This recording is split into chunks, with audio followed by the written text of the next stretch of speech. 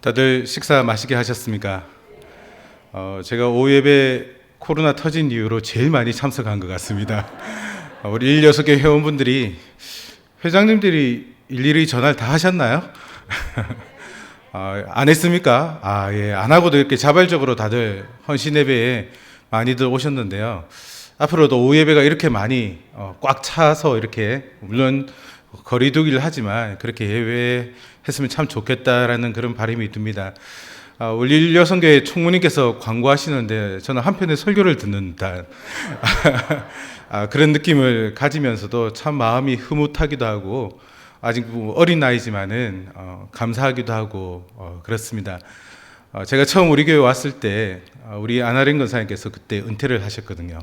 세월이 벌써 굉장히 많이 흘렀다라는 생각이 들고 저도 참 오래 있었구나라는 생각들을 문득 하면서 하나님이 이때 또 하나님께서 인도하심을 받게는 되겠지만 그래도 이 자리를 늘 지키고 계시는 우리 일여성교회 회원님들을 보니까 정말 더 기분이 참 묘하기도 하고 더 감사하기도 하고 여전히 자리를 지켜주셔서 정말 감사하다는 생각을 하게 됩니다.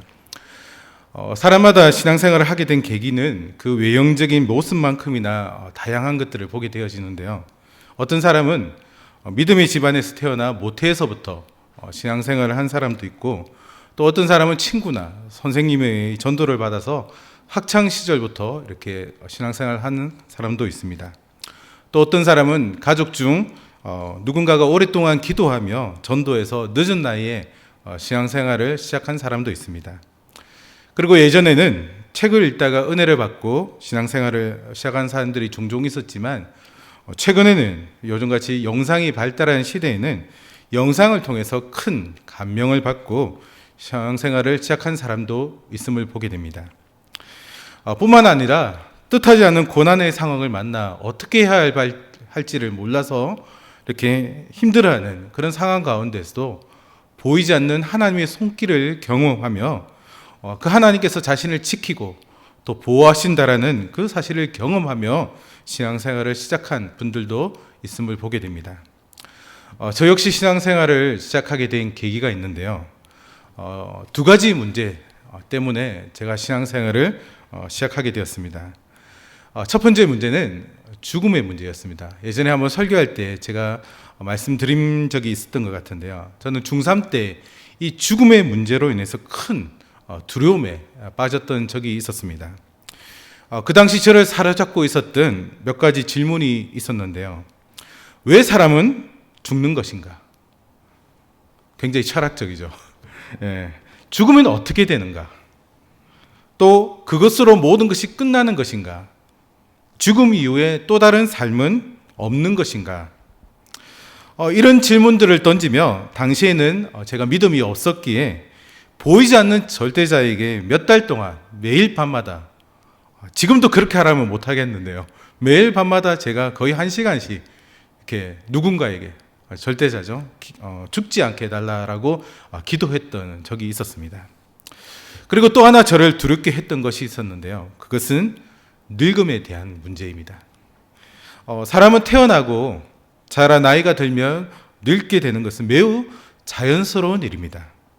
하지만 당시에는 나이가 들어서 늙는 것 역시 굉장히 두려운 것으로 저에게 다가왔는데요.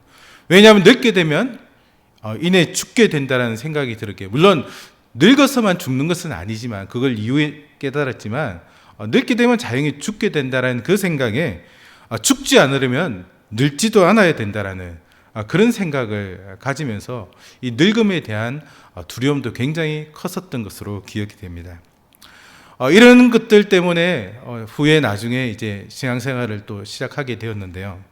그런데 이런 생각의 배경에는 늙어가는 것이 곧 파멸과 어둠으로 가는 길이라는 믿음이 있기 때문입니다.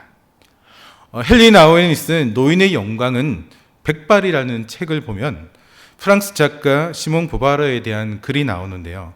이 시몬 보바르는 늙음에 대하여 철저히 연구한 다음에 아주 감명 깊은 책을 한 권 쓰게 됩니다. 이 책에서 그는 늙음에 대한 생물학, 인종학, 역사, 현상학 측면에 대하여 길게 그리고 깊게 자세히 분석하고 연구한 다음에 이렇게 이야기합니다. 거의 모든 사람이 노년기가 다가오는 것에 대하여 슬픔과 반발심을 가지고 대합니다. 그래서 죽음 자체보다 더한 혐오감으로 가득합니다라는 글을 남겼습니다. 헨리 나우에는 노인들이 배척받고 추방당하여 마치 문둥병자처럼 쫓겨나서 인간 사회의 구성으로 대접받지 못하는 경우가 많기 때문에 시몬 보바르가 죽음보다 더 두려운 것이 늙었을 때라고 말하는 것을 옳다라는 말을 했는데요. 여러분들은 어떻게 생각하십니까? 시몬 보바르나 헨리 나우엔의 생각에 혹시 동의하십니까? 하지만 헨리 나우엔은 늙음이 파멸과 어둠으로 가는 길만이 아닌 빛으로 가는 길도 있다라는 사실을 말씀하고 있는데요. 그러면서 버니스 유가르텐이라는 사람이 70살부터 79살에 있는 노인들을 오랫동안 연구한 결과를 소개하고 있습니다. 그가 연구한 결과에 따르면 노인에 대한 편견이 늙음에 대한 당치 않은 두려움을 일으키고 노인과 젊은 세대 사이에 부정적이고 또 적대적인 태도를 가져온다라는 것입니다. 그 편견이 세대 사이에 분리를 가져왔다라는 것입니다. 그러면서 이 뉴가르테는 노인들이란 가난하고 고립된 병들어 불행한 사람이라고 믿는 한, 또는 그 반대로 권세 등등하고 고집불통에다가 시대를 거스르는 사람들이라고 생각하는 한, 특히 늙었을 때 앞날을 바람직하지 못한 것으로 생각하게 된다라는 말을 하였습니다. 그러나 헨리 나우에는 노인들이 반드시 우리 사회에 어둡고 둔하며 남에게 기대어 살기만 하는 그런 존재는 아니다라고 하며, 노인들 중에서도 독립하여 그들만이 지닌 독특함과 특수한 재능을 가진 분들이 젊은이들보다 많다라고 이야기합니다. 이는 젊었을 때보다 나이가 들었을 때 남긴 작품이 훨씬 가치 있는 평가를 받는 예술가들이 많은 것을 통해서도 분명히 알 수 있는데요. 곧 육신은 나이가 들어 노쇠하였어도 젊은 세대들에게서 결코 발견할 수 없는 오랜 세월을 살아오며 쌓아온 그 경험과 연륜들이 노년의 삶을 빛의 길로 인도하게 된다라는 것입니다. 따라서 일반적인 사람이라면 누구나 다 나이가 들어 노년의 삶을 살다가 하나님께서 부르실 때 이 세상을 떠날 날이 오게 되는데요. 우리의 삶을 파멸과 어둠으로 마무리할 것인가, 아니면 빛의 길을 걸으며 아름답게 마무리할 것인가 하는 것은 정말 중요한 문제가 아닐 수 없습니다. 그래서 웰빙, 어떻게 사는가도 중요하지만 어떻게 죽는가는 웰다잉도 오늘날 시대는 굉장히 중요한 문제로 우리에게 다가오는 것입니다. 오늘 우리가 읽은 말씀에는 누구나 맞게 되는 노년의 삶을 빛으로 가는 길로 인도하며, 아울러 우리가 속한 공동체를 하나님께서 기뻐하시는 아름다운 공동체로 만들어 헌신의 삶을 살게 하는 귀한 진리가 담겨 있는데요. 이 시간 하나님 앞에 헌신 예배를 드리는 우리 모든 1, 2여 선교회 회원들이 하나님의 말씀을 통해 노년의 삶이 더욱 복되고 빛으로 나아가는 길이 되어 남은 세계 더욱 헌신하며 하나님께 영광 올려 드릴 수 있기를 간절히 소망합니다. 오늘 본문에서 사도 바울은 1차적으로 말씀을 받는 로마교회 성도들에게 아주 중요한 권면과 가르침을 하고 있습니다. 그 권면과 가르침은 믿음의 공동체가 사랑이 넘치고 평화로우며 행복한 공동체가 되기 위해 꼭 필요한 것이라고 할 수 있는데요. 당시 로마 교회 안에는 종교적, 사상적 배경이 다양한 사람들이 존재하고 있었습니다. 유대교를 믿던 사람들도 있었고 또 이방신을 믿던 사람들도 로마 교회 안에 들어와 있었습니다. 그리고 그들은 예수님을 믿기 전에 가지고 있었던 다양한 형태적 종교적 그 의식이나 생활 관습들을 지니고 있었는데요. 특히 식생활에 관련된 각자의 규율들이 있었습니다. 곧 음식에 관한 한 무엇이든지 다 가지지 않고 먹는 사람들도 있었지만 육식은 삼가고 채식만 하는 사람들도 있었으며, 또 유대교에서 개종한 사람들은 우상에게 바쳐졌던 그 고기는 일체 먹지 않았습니다. 그 로마교회 성도들 중에는 새롭게 받아들인 이 기독교 신앙에도 불구하고 예전의 식생활을 이나 기타 생활 습관을 아무 거리낌 없이 계속 유지하는 사람들이 있었던가 하면 새로운 신앙에 위배될까봐 과거의 습관을 반복하지 않으려고 극도로 조심하는 사람들이 함께 존재했던 것입니다. 이렇게 다양한 사람들이 존재하다 보니까 자신의 소신을 또 자신의 행위에만 적용하지 않고 다른 사람의 행위까지를 판단하는 잣대로 삼으려는 사람들이 있었고, 또 이로 인해서 성도들 간에 시험하는 일들이 빈번하게 발생했던 것입니다. 예를 들어 우상에 바쳐져 있던 고기를 먹는 행위나 또는 포도주를 마시는 행위, 그리고 안식일을 지키거나 안 지키는 일 등 이것으로 인해서 갈등이 빚어졌던 것입니다. 이에 바울은 자신의 생각과 다른 생각을 가진 사람들을 비판하거나 또 업신여기는 것은 공동체의 평화를 깨는 일이기 때문에 모두가 조심해야 하는 일이라 생각해서 오늘의 말씀을 기록했던 것입니다. 먼저 바울은 본문 1절에서 믿음이 연약한 자를 언급하고 있습니다. 이들은 기독교로 개종을 했지만 과거의 종교적인 의식에 매여서 아무 것이나 자유롭게 먹지 못했던 사람들을 지칭하는데요. 바울은 이런 믿음이 연약한 자들을 너희 곧 교회가 받아들이고 또 그들의 의견을 비판하지 말 것을 명령하고 있습니다. 믿음이 연약하여 율법에 매여 행하더라도 그러한 사람을 연약한 대로 인정하고 받아들일 것을, 그리고 그들을 존중할 것을 명령했던 것입니다. 그런데 바울이 교회가 이들을 받아줄 것을 권면하는 것은 이들과 관계된 문제가 절대 진리나 또는 선악과 직접적인 관계가 있는 것이 아니라 상황에 따라서 여러 가지 대처가 가능하다라고 봤기 때문입니다. 오늘 헌신 예배를 드리는 1, 2여 성교 회원 여러분, 그리고 함께 예배하는 성도 여러분, 예수님을 믿기로 결심했다고 해서 신앙이 순식간에 이렇게 성장하는 것은 결코 아닙니다. 또한 신앙생활을 시작했다고 해서 과거에 지니고 있던 고정관념이나 생활 습관이 순식간에 다 버려지는 것도 아니라는 사실을 아마 우리 스스로도 잘 알고 있을 것입니다. 물론 그러한 사람들이 없지 않아 있기도 하지만 대부분의 사람들은 옛 습관을 그대로 가지고 신앙생활을 하는 경우가 많은데요. 사람이 태어나서 장성하기까지 일정한 과정을 거쳐야 하듯이 누구나 신앙의 성숙에 이르기까지는 거쳐야 하는 과정이 있기 마련입니다. 교회는 이와 같은 믿음이 연약한 자들이 양육과 훈련을 통해서 성숙한 그리스도인으로 만들어 가야 할 중요한 책임이 있습니다. 그러하기에 1절 마지막 부분에 그의 의견을 비판하지 말라라는 사도 바울의 말은 믿음이 연약한 자의 그 생각이나 의견 등에 대해서 논쟁하고 또 비판하지 말 것을 명령하고 있는 것입니다. 그들의 신앙은 아직 어린아이와 다를 바 없는 단계에 있는 신앙입니다. 판단력이 부족한 어린아이가 어떤 잘못을 저질렀을 때 그와 심각하게 다투고 논쟁하며 하는 어른은 결코 없습니다. 만일 있다고 한다면 그 사람은 성숙한 어른이라고 결코 말할 수 없을 것입니다. 마찬가지로 성숙한 성도는 예수님을 믿지만 아직 그 믿음이 성숙하지 못한 상태에서 의심한 자들을 책망하며 부끄럽게 하기보다는 부모가 갓난아이를 정성스럽게 돌보고 살피듯이 그가 하나님의 말씀 안에 바로 설 수 있도록 계속해서 기도하며 권면해야 한다라는 것입니다.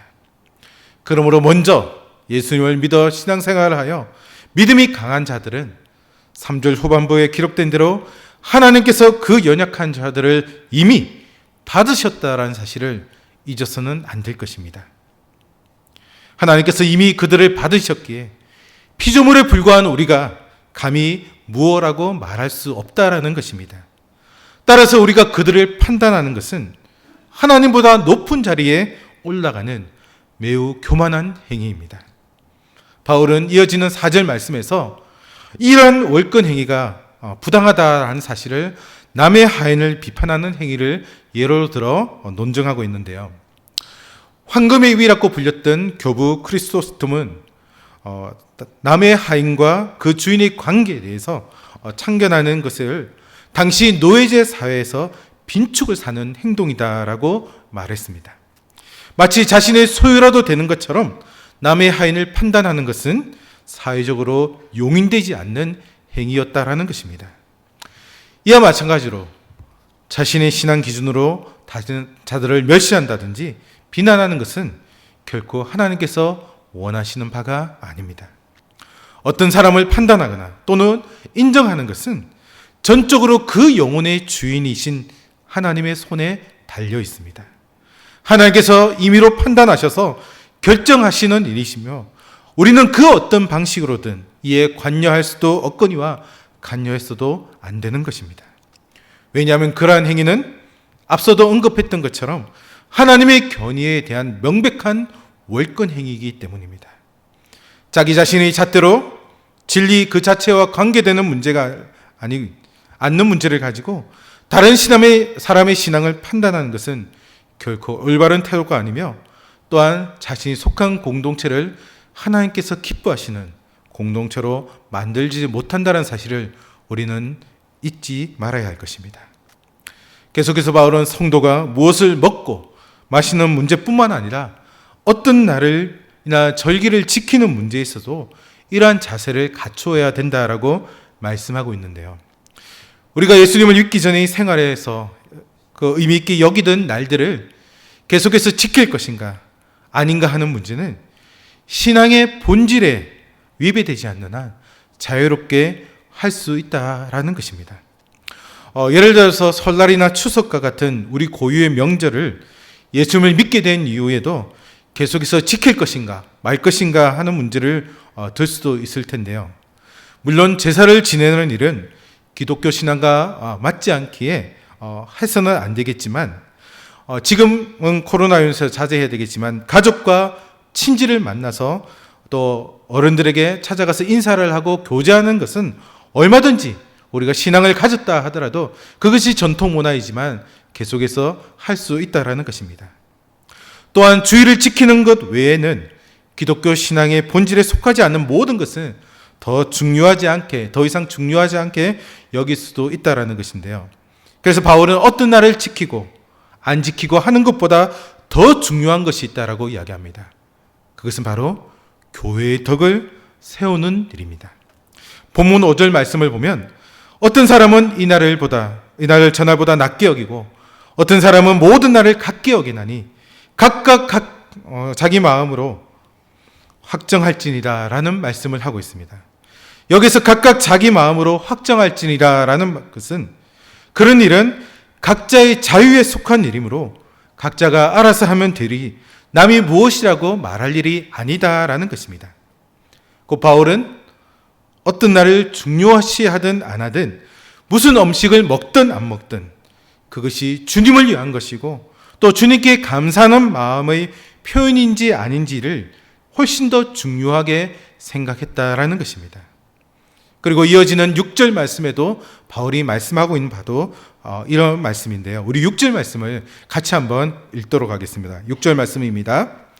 나를 중히 여기는 자도 주를 위하여 중히 여기고 먹는 자도 주를 위하여 먹으니 이는 하나님께 감사하며 먹지 않는 자도 주를 위하여 먹지 아니하며 하나님께 감사하느니라. 아멘.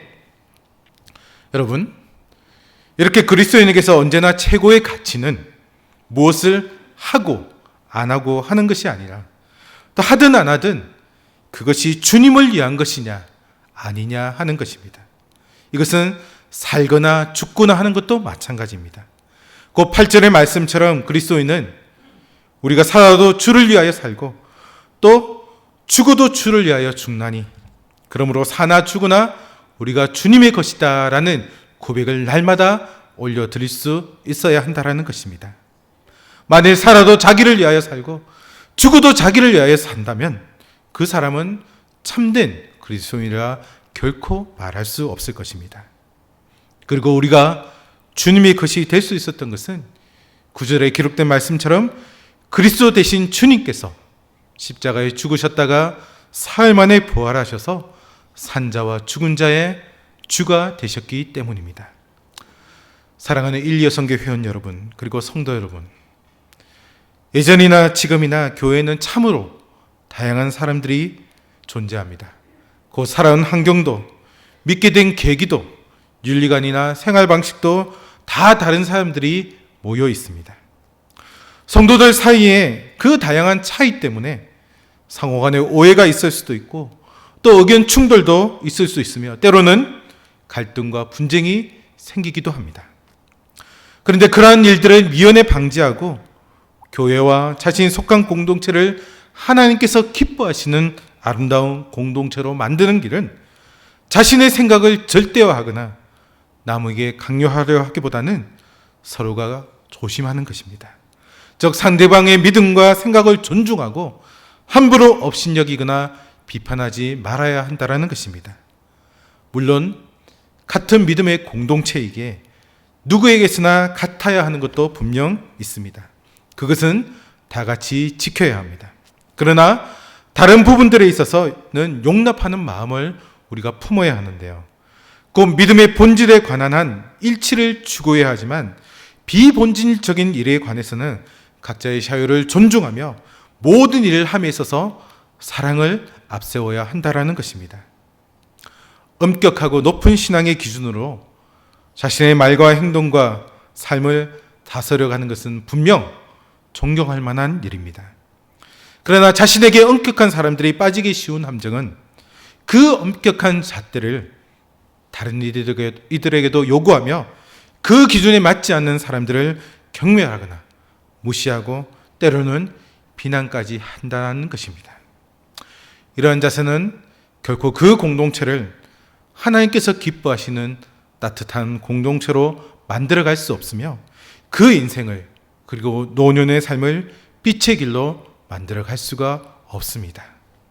바라기는 오늘 다시 한번 하나님 앞에 헌신을 다짐하며 예배하는 모든 인류의 선교의 회원들이 믿음이 연약한 자들을 하나님께서 먼저 받으셨다라는 사실을 기억하며 그들의 연약함을 비판하기보다는 넉넉히 품어주는 아름다운 공동체를 세워가는 자들이 다 될 수 있기를 바랍니다.